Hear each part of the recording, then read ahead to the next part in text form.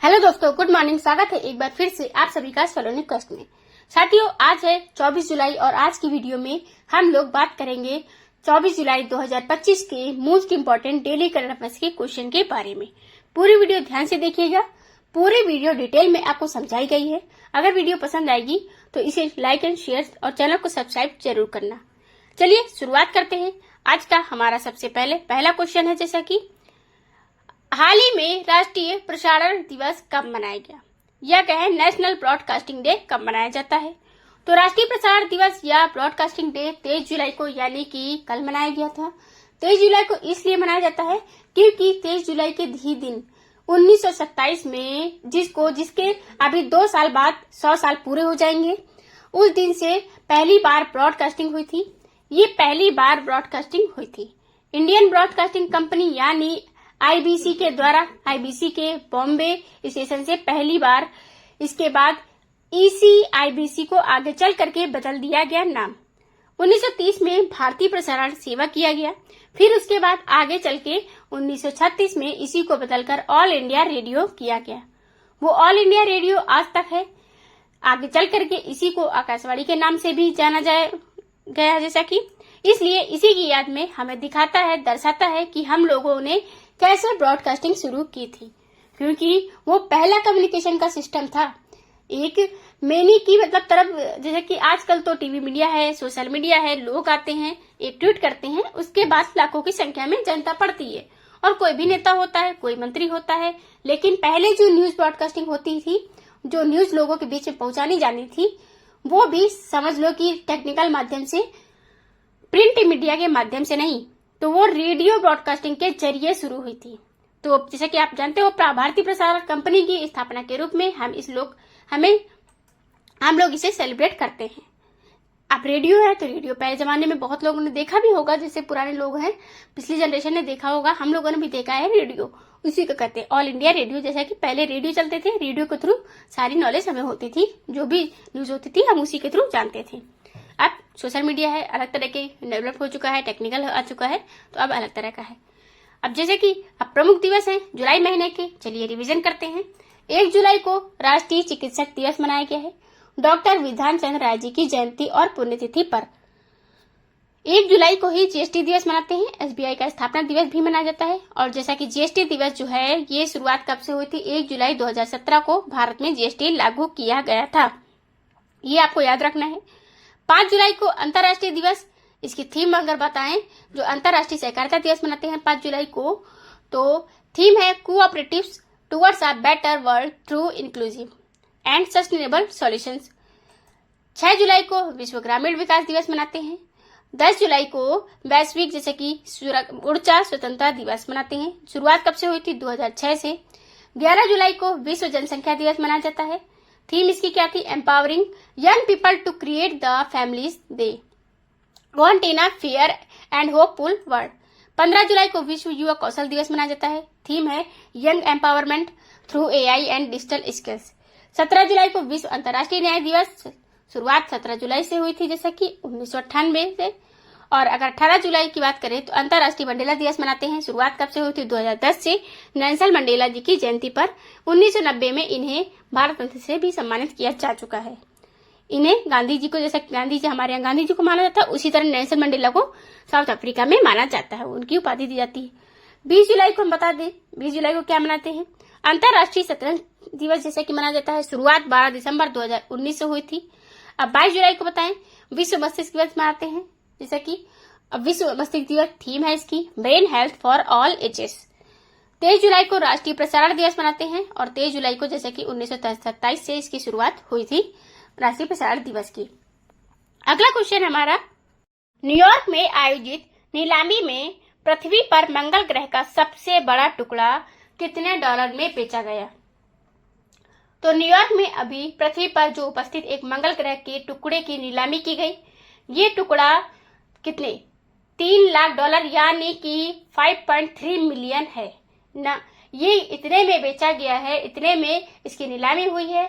ऐसा बताया जा रहा है कि लाखों सालों पहले ये मंगल ग्रह से टूट करके पृथ्वी पर आ गिरा था। पुष्टि कैसे हुई है कि मंगल ग्रह का ही तो है। मंगल ग्रह के जो सैंपल्स लाए जाते हैं ना, उस प्रकार से वो सैंपल जो है इस टुकड़े से मैच कर रहे थे।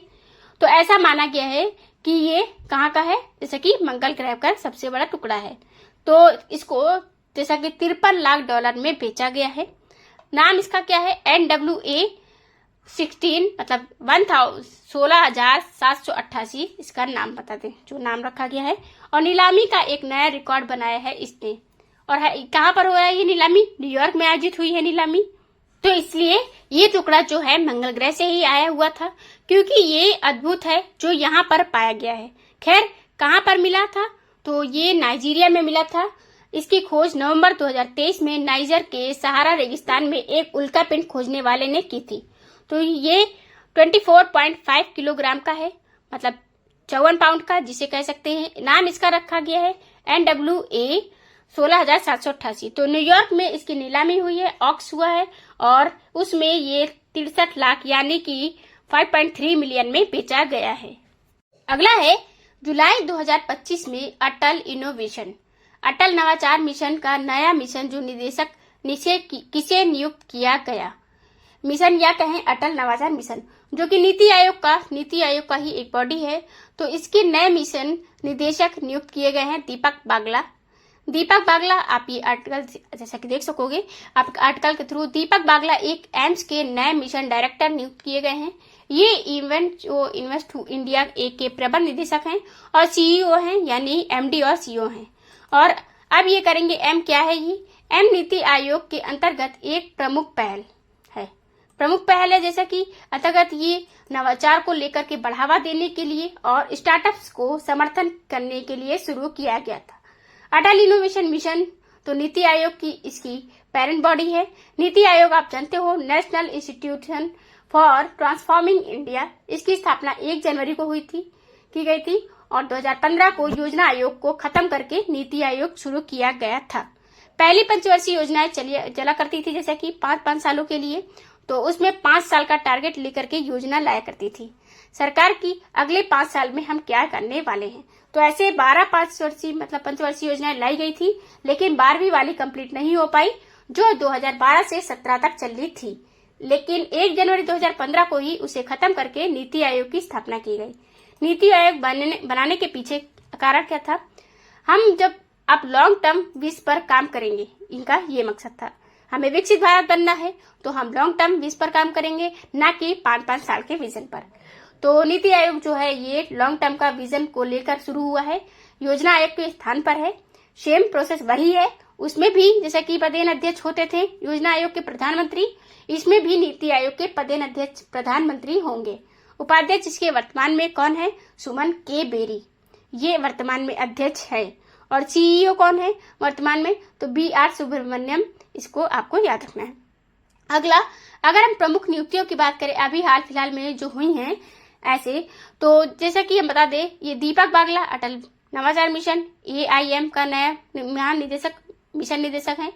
अजय कुमार श्रीवास्तव ये नियुक्त किए गए हैं जैसा कि हिंदुस्तान एरोनॉटिक्स लिमिटेड HAL के निदेशक। राघवेंद्र श्रीनिवास भट्ट जो है ये कहाँ के, कर्नाटक बैंक के अंतरिम MD एंड CEO। यहीं पर अगर बात करें तो हिंदुस्तान कोका कोला बेवरेज के हेमंत रूपानी नियुक्त किए गए हैं। संजय कौल की बात करें तो संजय कौल को कहाँ का, गुजरात की गांधीनगर गिफ्ट सिटी का CEO MD। और दोराई स्वामी भारतीय जीवन बीमा निगम के नए अध्यक्ष। सोनाली मिश्रा रेलवे सुरक्षा बल की पहली महिला महानिदेशक। अभिजीत सेठ राष्ट्रीय और विज्ञान आयोग के अध्यक्ष। प्रिया नायर हिंदुस्तान लीवर की पहली महिला CEO बनी हुई है। अगला क्वेश्चन है, प्रतिभूत मतदाताओं की संख्या 1200 से कम करने वाला भारत का पहला राज्य कौन बना। कुछ दिन पहले अगर आपको याद हो तो हमने ये क्वेश्चन आपको बताया भी था कि चुनाव आयोग का टारगेट है कि जो 1500, जैसा कि 1500 का टारगेट पहले रखा गया था, 1500 का, एक बूथ में 1500 मैक्सिमम हो सकते हैं वोटर्स, उनके लिए एक बूथ बनाया जाता था। अब वो संख्या घटा करके कर दी गई है 1200। चुनाव आयोग क्यों, जिससे लोड ना पड़े, और एक तो लोड ना पड़े, दूसरा चीज फर्जी वोटर्स पर थोड़ा सा और लगाम लगाया जा सके, अच्छे से ट्रैक किया जा सके, तो संख्या कम की गई है। तो अभी ये पहले जैसे कि अगला चुनाव वही लगा हुआ है बिहार का विधानसभा का, तो चुनाव आयोग ने ये लागू तो कर दिया अप्लाई, लेकिन अब ये सबसे पहले अप्लाई कहाँ पर होगा, बिहार विधानसभा चुनाव में।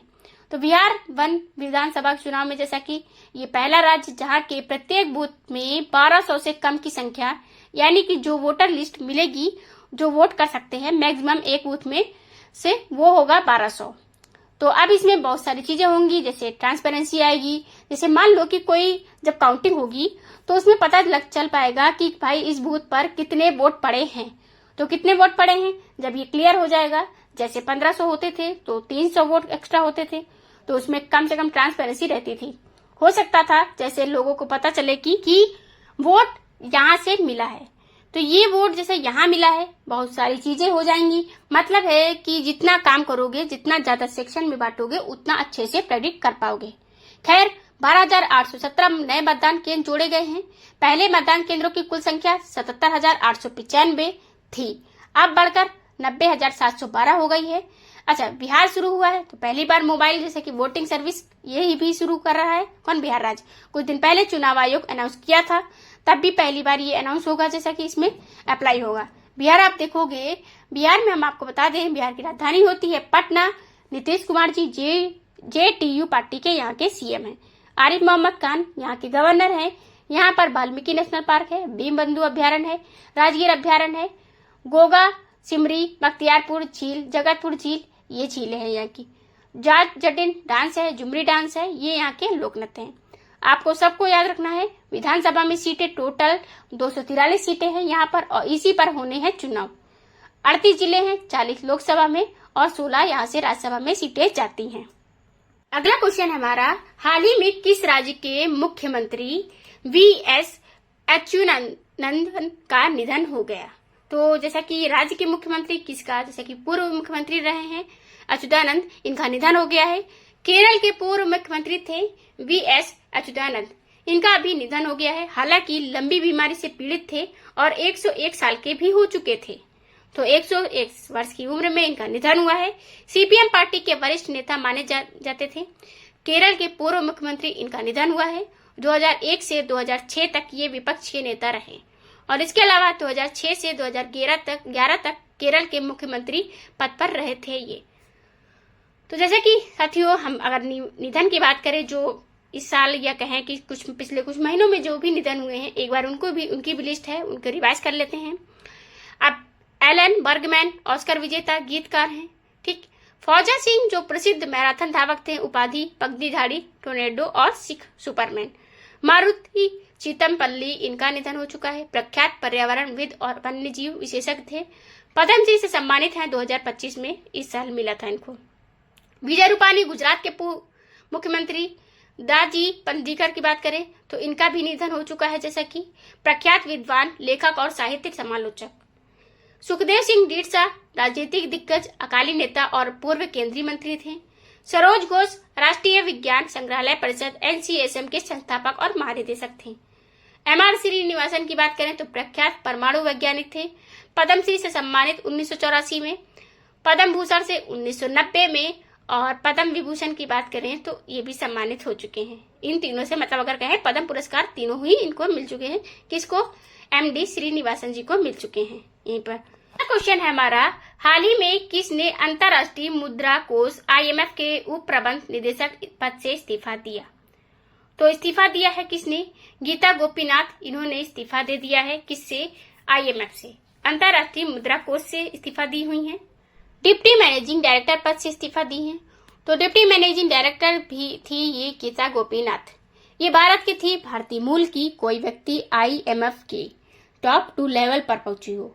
ऐसा पहली बार हुआ था। IMF जो कि दूसरी ये सबसे प्रमुख थी वहां की। सबसे क्रिस्टिला जॉर्जवा जो टॉप पर हैं, MD हैं वो, तो उनके बाद डिप्टी अगर बात करें MD ये बनाई गई थी पहली। तो ये इसके पहले चीफ इकोनॉमिस्ट थी कई सालों तक। उसके बाद इनको सेकंड मोस्ट या कहें कि डिप्टी MD बनाया गया था, लेकिन अब इन्होंने वहां से भी इस्तीफा दे दिया है 2022 में। पहले तो 2019 में ये चीफ इकोनॉमिस्ट बनी, फिर 2022 में ये डिप्टी MD बनी थी IMF की। उसके बाद फिर अब ये इस्तीफा देती हैं। IMF क्या है? इंटरनेशनल मॉनिटरी फंड या शॉर्ट टर्म में के लिए जो लोन प्रोवाइड करने वाली एक संस्था है। वर्ल्ड बैंक का ही हिस्सेदार, वर्ल्ड बैंक का ही जुड़ा हुआ बहन माना जाता है। तो ये जो लॉन्ग टर्म के लिए जो देता है ना, वो देता है world bank. IMF short term के लिए लोन देता है। दोनों ही बॉडीज का हेडक्वार्टर कहाँ पर है, ये वॉशिंगटन DC में है। तो IMF जैसा की बात करें, जिससे इसकी स्थापना हुई थी 1945 में, हेडक्वार्टर वॉशिंगटन DC में है।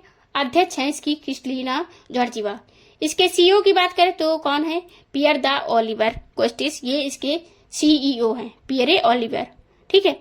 अब अच्छा एक चीज और है ये साथियों, अभी जैसे कि हम बात करें, IMF के पूर्व मुख्य अर्थशास्त्रियों की दीवार एक बनाई गई थी, जिसमें जो भी पूर्व चीफ इकोनॉमिस्ट थे उनकी पूरा मतलब डेडिकेटेड किया गया था उनके लिए, वो उनमें ये भी शामिल किए गए थे। इनकी भी तस्वीर लगाई गई थी। तो ये तस्वीर लगाने वाली पहली, इनकी तस्वीर लगने वाली ये पहली महिला बनी थी और दूसरी भारतीय बनी थी। अब इस्तीफों की बात करें तो कुछ इस्तीफे संन्यास हुए हैं, जैसे कि आंद्रे रसेल जैसे कि हम जानते हैं वेस्ट इंडीज के ऑलराउंडर का अंतर्राष्ट्रीय क्रिकेट से संन्यास लिया हुआ है। ललित उपाध्याय अंतर्राष्ट्रीय हॉकी से संन्यास ले चुके हैं। यहीं पर लिंडा यानो ये सोशल मीडिया प्लेटफॉर्म एक्स की मतलब CEO पद से इस्तीफा दी हैं और एक्स जैसे AI में चली गई। निकोलस पुरम जो है इंडीज के बल्लेबाज थे, ये अंतर्राष्ट्रीय क्रिकेट संन्यास लिए हैं। पीयूष चावला संन्यास, विराट कोहली संन्यास, श्री कृष्ण हरियामा जो इस्तीफा दे दिए हैं कर्नाटक बैंक के MD CEO से। शेखर राव की बात करें, ये कर्नाटक बैंक के ही कार्यकारी निदेशक पद से दिए हैं। अमिताभ कांत G20 शेरपा के पद से ऑफिशियली रूप से दिए इस्तीफा। बात करें हाल ही में किस संस्थान द्वारा भारत की स्वदेशी मलेरिया वैक्सीन FALCI मतलब एडी-फाल्की वैक्स के व्यवसायीकरण की प्रक्रिया शुरू की गई। अब प्रक्रिया शुरू की गई है तो अभी जैसे कि ICMR के द्वारा यानी कि Indian council of medical research के द्वारा एडफेल्स वैक्स की जो व्यवसायीकरण की प्रक्रिया शुरू की गई, मतलब इसको कॉमर्शियलाइज किया गया। ये भारत की पहली मलेरिया वैक्सीन है, स्वदेशी रूप से विकसित हुई है। कॉमर्शियलाइज मतलब करना मतलब क्या है, ये एक जैसे ICMR ने कहा कि ये हम बना दिए हैं और अप्रूवल भी दे दिए हैं, अब इसको बेचना है तो जनता तक पहुंचाना है, मतलब कि पब्लिक तक की। तो जनता तक पहुंचाने के लिए इसको कॉमर्शियलाइज करना पड़ेगा। किसी ऐसे फार्मास्यूटिकल कंपनी को बेचना पड़ेगा जो इस फॉर्मूले को लेकर के मास स्केल पर प्रोडक्शन करे और इसके बाद उसकी मार्केटिंग टीम उसके जो MR वगैरह है वो जाकर के मेडिकल स्टोर, हॉस्पिटल, इन सब जगहों तक पहुंचाए, जिससे आम जनता तक पहुंच सके। ये तो सिर्फ बनाना बड़ी बात नहीं है, इसको लोगों तक पहुंचाना भी बड़ी बात होती है। इसीलिए अब इसकी कॉमर्शियलाइजेशन की प्रक्रिया शुरू की गई है और इसके लिए भी बंडिंग की जा रही है। ऑक्शन मांगा गया है कि भाई आओ, जो इंटरेस्टेड हो अपना यहाँ पर वगैरह बना करके दिखाओ, अपना प्रोमो दो और बताओ कि कैसे आप सबसे बेटर तरीके से सबसे कम दाम में पहुंचा सकते हो, बेच सकते हो। तो लॉन्च कर दिया गया है।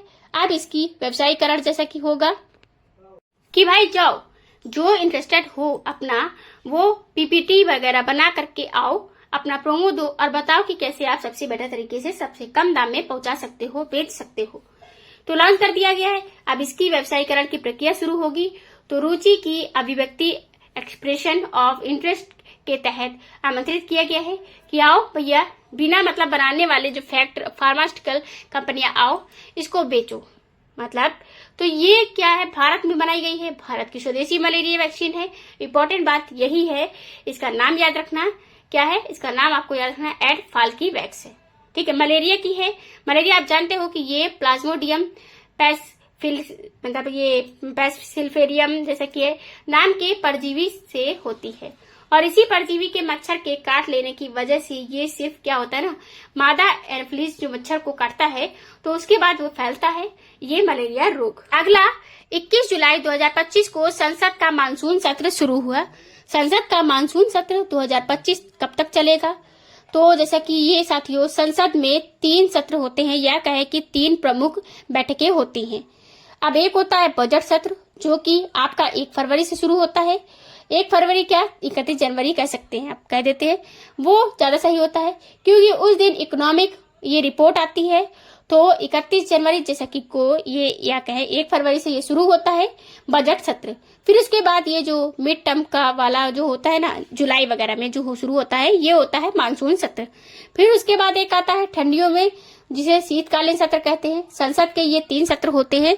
इसके अलावा कभी कोई इमरजेंसी सिचुएशन आई तो उसके बीच में भी बैठकें इमरजेंसी बुला ली जाती हैं, जिसे कहते हैं विशेष सत्र। तो संसद की जो विशेष सत्र होती है उसको काउंट नहीं किया जाता है।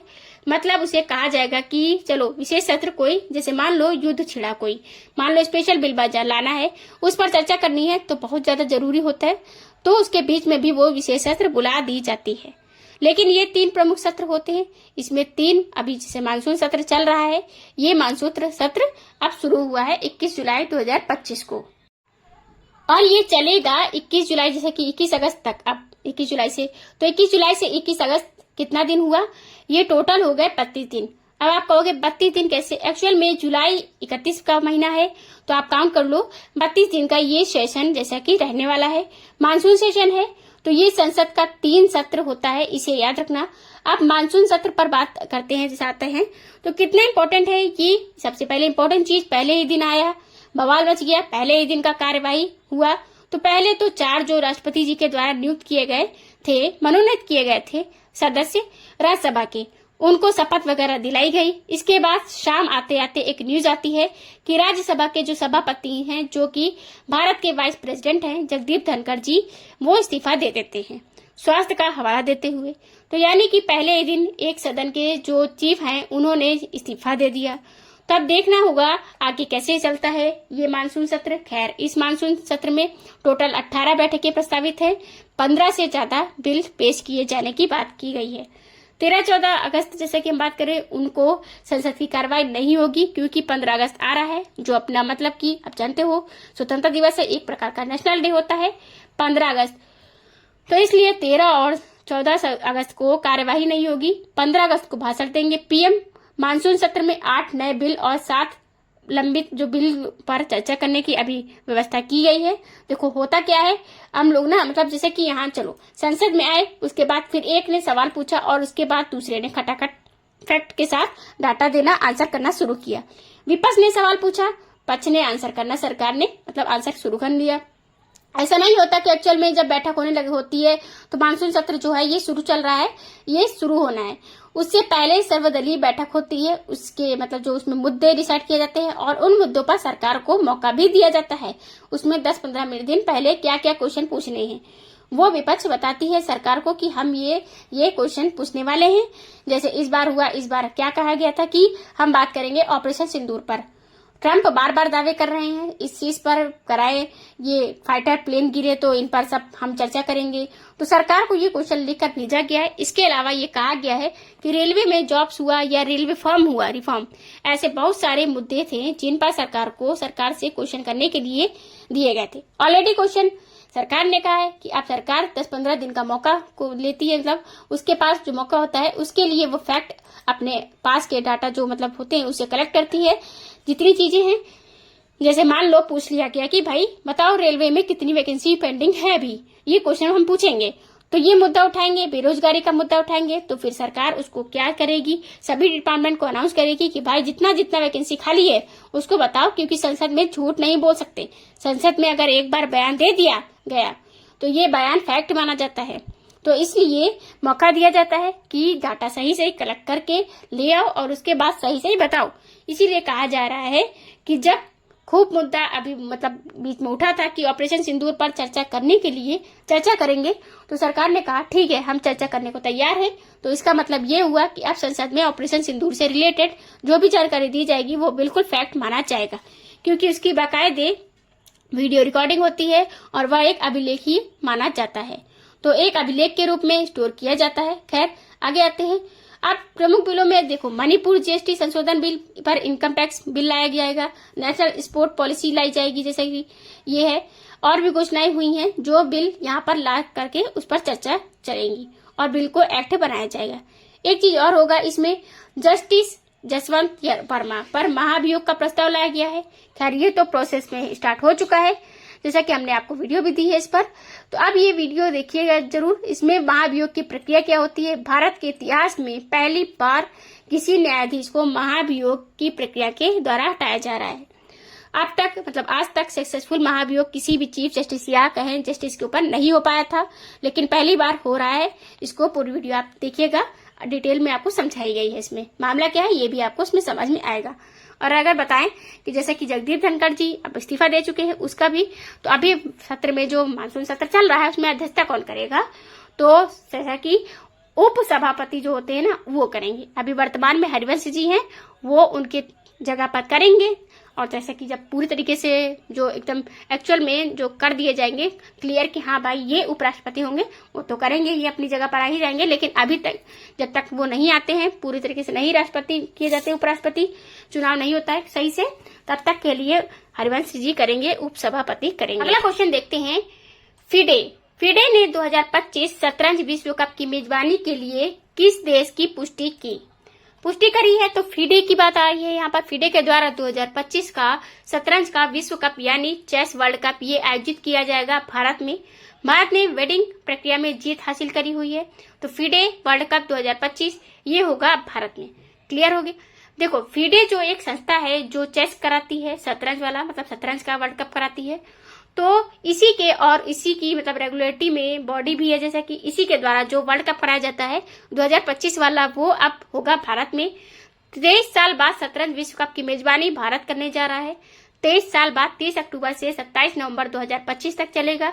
अभी शहर क्लियर नहीं हुआ है, लेकिन अब इंडोर गेम जैसा कि हम इसके लिए कोई भी शहर हो सकता है, इसमें कोई बड़ी बात नहीं है। भारत में तो जैसा कि हम बात करें शीर्ष खिलाड़ी नौकाओं के रूप में प्रतिस्पर्धा करेंगे। आप जानते हो भारत में आज के समय 87 ग्रैंड मास्टर हैं। इंटरनेशनल मास्टर तो पता नहीं कितने हैं। और इसके अलावा 2022 शतरंज ओलंपियाड, टाटा स्टील शतरंज इंडिया, ये सब का आयोजन भारत कर ही चुका है। और भारत के 2 धुरंधर खिलाड़ी डी गुकेश और प्रज्ञानंदा ये विश्व के सबसे जो महानतम खिलाड़ी माने जाते हैं। सोकल मतलब महानतम कहेंगे नॉर्वे के, उनको तब कई बार ये लोग हरा चुके हैं। तो मैग्नसन को आगे हैं तक में आयोजन होना है, इस बार 2025 में बात हो रही है। अगला क्वेश्चन है 20 जुलाई 2025 को किस तूफान के कारण हांगकांग ने सबसे ज्यादा तूफान की चेतावनी जारी की, तो 20 जुलाई 2025 को अभी हांगकांग जैसा कि में टाइफून वीफा आया हुआ है। टाइफून देखो जब चाइनीज रीजन में आता है तूफान, चक्रवाती तूफान, तो उसे टाइफून बोलते हैं। चाइना हुआ, वियतनाम हुआ, जापान हुआ, हांगकांग हुआ, कोरिया हुआ, इन सब जगह पर अगर तूफान आते हैं तो उसे टाइफून बोलते हैं। अपने यहाँ जब आते हैं तो हम लोग चक्रवात बोलते हैं, साइक्लोन बोलते हैं। जब यही टाइफून, यही चक्रवात, यही साइक्लोन जब अमेरिकी रीजन में आते हैं तब उसे हेरिकेन बोला जाता है। तो ये सब वही चक्रवाती तूफान ही गोल मोल घूमने वाला ही है ना, बवंडर टाइप का है। और यूपी बिहार में बवंडर भी ही बोलते हैं जैसा कि। खैर ये कारण क्या होता है मैंने आपको जियोग्राफी से हम बता दें आपको। गर्म हुआ ठंडी हवा, गर्म हवा हल्की होती है ऊपर उठ जाती है, ठंडी हवा भारी होती है नीचे आ जाती है, फिर ये दोनों टकरा करके घूम जाती हैं। जब घूमती हैं समुद्र के ऊपर तो ऐसा होता है, तो फिर समुद्र के लहरों की घूमना शुरू कर देती हैं। जिस तरह की मतलब तट की तरफ घूम कर पहुंचती हैं ये, तो वहां पर तबाही मचाती हैं। खैर 167 किलोमीटर की प्रति घंटे की रफ्तार से ये आ रही हैं टाइफून वीफा। हांगकांग ने ये चेतावनी जारी करी हुई है कि हांगकांग क्या है, हांगकांग एक अपने आप को एक इंडिपेंडेंट मांगता है जैसे कि मानता है, लेकिन चाइना पर ही इसका कब्जा है, मतलब चाइना पर इसका कब्जा है, चाइना ही के अंदर आता है ये। एक प्रकार से आप देखोगे ना तो चाइना इतना बड़ा सा आपको दिखता ही है, चाइना कितना बड़ा है, एक छोटा सा यहीं पर आपको दिखेगा स्टेट टाइप का, इसको कह सकते हो हांगकांग। तो ये छोटा सा आपको ताइवान दिखेगा, ताइवान के हांगकांग है, ऊपर south Korea, north Korea, Japan, ये सब चाइना के आसपास में पड़ते हैं। हांगकांग चाइना का ही एक हिस्सा है, एक प्रकार से चाइना का ही कब्जा है इस पर। तो ये थे साथियों आज के टॉप 10 करंट अफेयर्स के क्वेश्चन। आई होप आपको वीडियो समझ में आई होगी। वीडियो